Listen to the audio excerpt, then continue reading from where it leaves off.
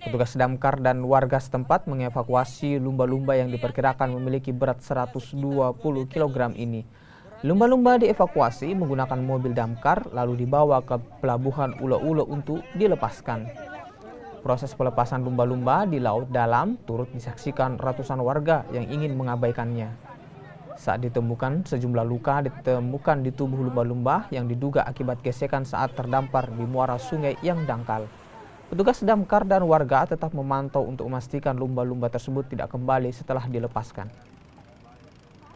Waktu kami tiba di lokasi sudah ditolong oleh warga setempat dan kami tahu informasi itu dari warga setempat juga.